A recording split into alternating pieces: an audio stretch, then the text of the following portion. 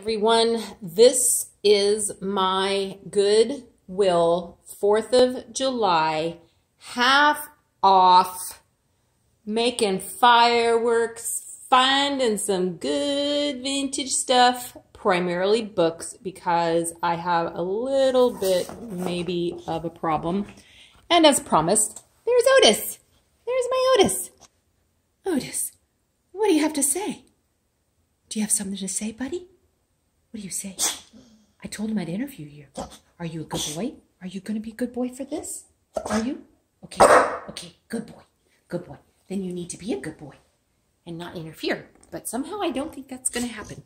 Okay, so yeah, that's not going to happen. Going to have to wait. Hold on. Okay, where was I? After the interview with Otis, I will begin. So I'm probably going to do this in two parts because I got a lot of books. And some of them are going to people, other crafters and creators and artists that I have sort of kind of met through YouTube. You know how that goes. And but if you see something that just really stands out for you and makes your heart go pitter patter, and you can't stop thinking about it, let me know, message me, email me, contact me, comments or whatever, and I will, let's talk about it, okay? So, because I might have to change my YouTube name to Vintage Soul Crafter and Supplier, although I don't want anybody to get the idea that I'm supplying something I shouldn't. But anyhow. Okay, so the first pile, I've separated them all out, and the first ones we'll go through will be the children's books. So, yes, I got a tripod, as you can see, but I'm going to have to learn how to effectively use it now. All right, and so, Danny the Dinosaur, I try to look for children's books that don't have the code on them, you know, the UPC or UPS or whatever the code is. And so this one doesn't. I don't know how many of you remember Danny and the Dinosaur, but this is one of those old books. I love it. It's copyright 1958. Not exactly sure what I'm going to do with it, but I just love, you know, the memory of these kinds of children's books. And I'm a sucker for a lot of different kinds of books. Children's books are certainly one of them. So that's number one. Number two, again, it's one of the Dr. Seuss's I Can Read It All By Myself beginner books. And this one is Babar. Babar was never one of my most favoritist, but he is a classic. And so again, this one doesn't have the UPC.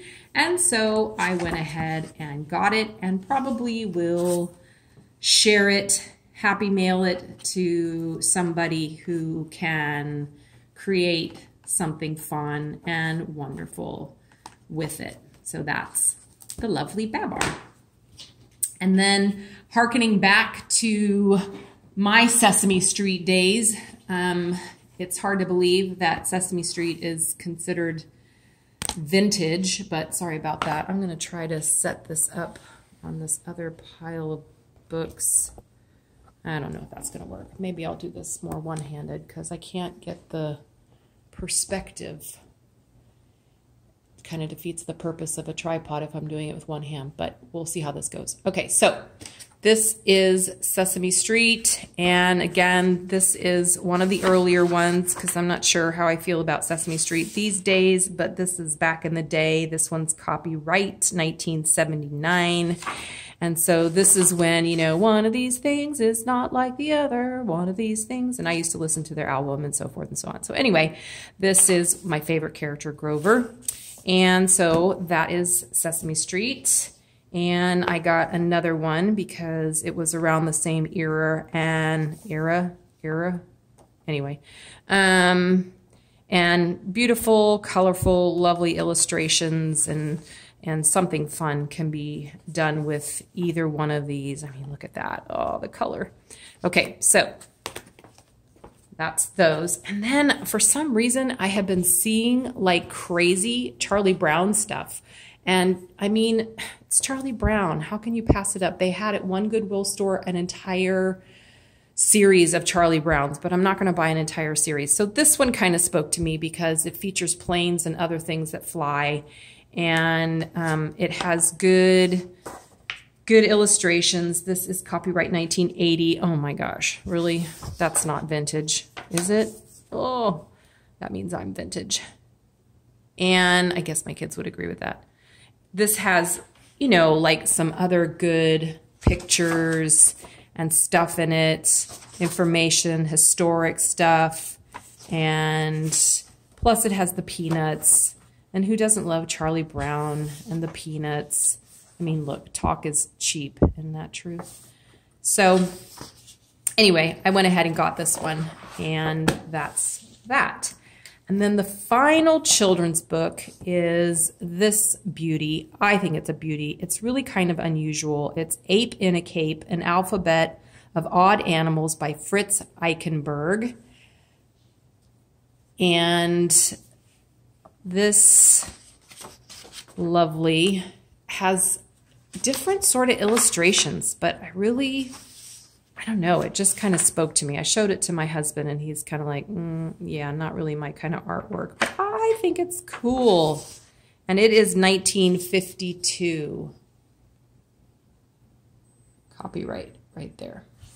And so to Timmy and his friends, I mean, look at that lovely little illustration. And look at this. Maybe it's because I used to pray and ask for a chimp or a monkey or something when I was a little girl, but I love that. I just love these colors. Look at it. Oh, so pretty. So cool. They're fun. They're just kind of different. I don't know. Anyway, that's that one. So that is the children's book stash haul. And now, bear with me a moment. I'm going to set this tripod back down. See if I can do a better job at this. And now I think I will go through half of the nature pile because that's it right there. And it's a whopper. So I will share that one with you. And excuse my arm. And this one consists of this lovely Golden Guide to Seashores.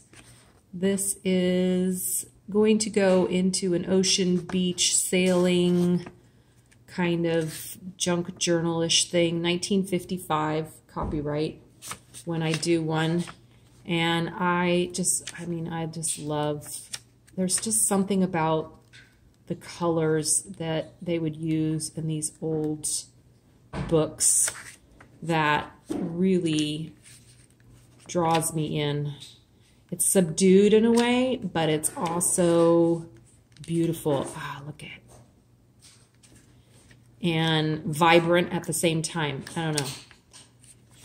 I probably say a lot of the same words over and over, like just and I don't know and yeah, okay. Forgive me. And so that's Golden Guide to Seashores.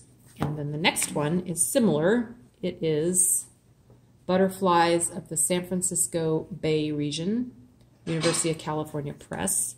And this one's not as, I love it when you find little notes and stuff in these. This one's not as vibrant and colorful, but it's 1965, and I happen to know that is a very good year. And so it does have, though, the, you know, the metamorphosis that takes place, big word, with the butterflies. But what really made me sold on it, yeah, are these plates. You put these plates into a book, and I will go for it almost every time. And all of these, the most I spent on one book is a gardening book, I'll show you, and I spent $2.50. So my husband didn't have a cow when I came home, although he did look at me funny about some of them, but that's okay, I'm used to that. So that's the butterflies. Then this one is insects. I really dig nature and gardening stuff. as you will probably see. And so there are a lot of those. And this is kind of semi-1968, semi-children's as well. So when it's kind of a crossover like that, look at that dragonfly. Beautiful dragon. Oh, maybe some people would think that's scary, but I don't. I think it's pretty, and I love the colors. So it's just fun. I think this one's just fun, you know. The green grabber, that would be the praying mantis, who, if you don't know, eats the head off of her mate after she's done, because she needs the nutrition, I guess. More butterflies. Okay, so that is insects do the strangest things. So do people, by the way. This is Travels of Monarch. I think this one's really cool. Of course, I think they're all cool, which is why I bought them, but this is Walnut. It says Walnut Elementary School. I love that. And this one is copyright 1966, which you can see right there. And this one is just this whole story of this, of this monarch butterfly.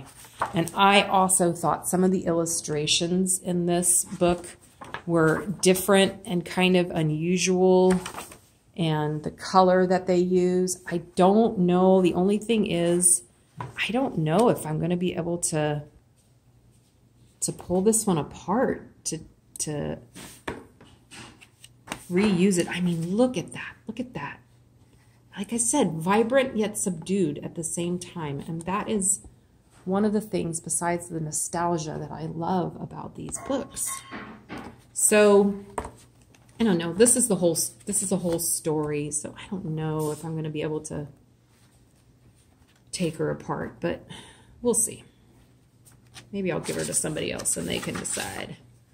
So that's that one, the story of the Travels of the Monarch. And then this one, oh, this one. Yep, like I said, I'm a sucker for many, many books, especially when they're vintage, most especially then. But if they have also animals, wildlife, birds, and birds that color these illustrations, the art, the watercolor. This isn't that old. It's 1973. But look at these watercolor illustrations of the hummingbirds. Oh my gosh, you guys, this just makes me, oh, yeah. Like I said in one of my videos, makes my heart go like beat extra fast. This is one of those, get it in my cart really quick before somebody else snags it kind of thing, and probably nobody else would have touched it the rest of the day. Although I will say, little tip, if you find something when you're at an antique fair or you're at Goodwill store or anything like that, that really excites you, and you put it back and think, I'll just get that maybe the next time, don't do it. Just get it. Get the thing, whatever it is, especially if it only costs frickin' $2.99. I mean, good grief, because I look for so many different books that I put back on the shelf, and the only ones that I could find are the ones that I didn't want, and the ones that I did want were gone. So when it excites you and you can afford it and you think you're going to use it and it's going to be useful in some way, just do it. Just get the thing, because you'll regret it later. And so that is the first part of the nature books. I'll do a couple of the flower gardening books, and then we're going to cut for part 1, and I'll come back and share part 2. So this is a Golden Nature Guide of flowers, another Golden Nature Guide. This one, oh man, again, these are little, but they're mighty. That's just the beauty of this one is 1950. Again, it is in the subtlety of the colors and the illustrations. Look at that. Oh, I mean, and it's little. So these little pages can be taken out, and I will take them out. Clover. People underestimate the clover. And include these in various different media, art media forms. I mean, oh gosh, this is another one that makes me excited. Makes my heart race a little bit. Put it in my cart, quick. Oh, bluebells. Ooh, yes, okay, lovely. All right, and then the last one that we'll do for now, I almost didn't get this. I almost didn't get it. It's not particularly old, but I thought this, sorry for the light glare, I had to move because Otis wouldn't let me do this on the floor under the fan where it's cool. But it was some little kids, look, learning the rules of nature. Probably at some camp or something or other.